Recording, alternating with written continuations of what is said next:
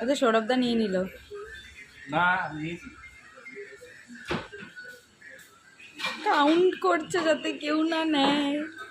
মা নিয়ে নাও, মা নিয়ে নাও, ও এত লেট করছে, সবার খাওয়া গেছে, তুমি নিয়ে নাও।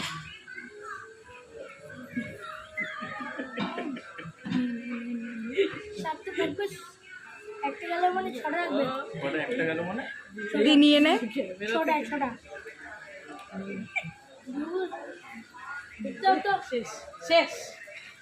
কেন সৌরভ এটা করলে?